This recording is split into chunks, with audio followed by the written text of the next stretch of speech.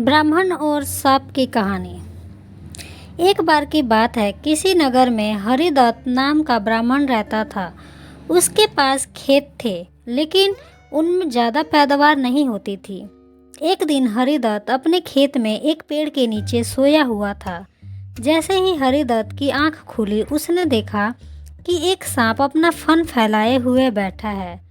ब्राह्मण को एहसास हुआ कि यह कोई साधारण सांप नहीं है, बल्कि कोई देवता है। ब्राह्मण ने निर्णय लिया कि वह आज से इस देवता की पूजा करेगा। हरिदत्त उठा और कहीं से जाकर दूध ले आया। उसने मिट्टी के बर्तन में सांप को दूध पिलाया। दूध पिलाते समय हरिदत्त ने सांप से क्षमा मांगते हुए कहा कि हे देव, मैं आज तक आपको साधारण सांप समझता रहा, मुझे माफ़ कर दीजिए। अपनी कृपया दृष्टि से मुझे बहुत सारा धन धान्य प्रदान करे प्रभु। ऐसा कहकर हरिदत्त अपने घर वापस आ गया। अगले दिन जब वह अपने खेत पहुंचा तो उसने देखा, जिस बर्तन में उसने कल सांप को दूध पिलाया था, उसमें एक सोने का सिक्का पड़ा हुआ है। हरिदत्त ने वो सिक्का उठा लिया। अब हरिदत्त रोज सांप की पूजा करने लगा और रोज उसे एक सोने का सिक्का देने लगा। अब हरिदत्त रोज सांप की पूजा करने लगा और सांप रोज उसे एक सोने का सिक्का देने लगा।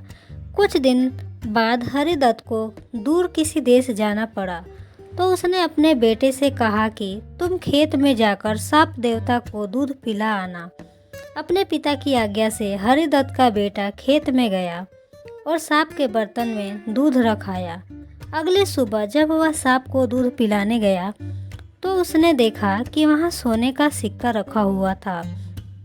हरिदत्त के बेटे ने वो सोने का सिक्का उठा लिया और मन ही मन सोचने लगा कि जरूर इस सांप के बिल में सोने का भंडार है। उसने सांप के बिल को खोदने का फैसला किया, लेकिन उसे सांप का बहुत डर था। हरिदत्त के बेटे ने योजना बनाई कि जैसे ही सांप दूध पीने आएगा तो वह उसके सिर पर लाठी से वार करेगा, जिससे सांप मर जाएगा। सांप के मरने के बाद मैं तसल्ली से बिल खोदूंगा और उसमें से सोना निकालकर अमीर आदमी बन जाऊंगा। लड़के ने अगले दिन ऐसा ही किया, लेकिन जैसे ही उसने सांप के सिर पर लाठी मारी तो वो मरा नहीं, बल्कि गुस्से से भर उठा। सांप ने क्रोध में लड़के के पैर पर अपने विष भरे दांतों से काटा और लड़के की उसी समय मौत हो गई। हरिदत्त जब वापस लौटा तो उसने यह जानकर बहुत दुख हुआ। उसे यह जानकर बहुत दुख हुआ।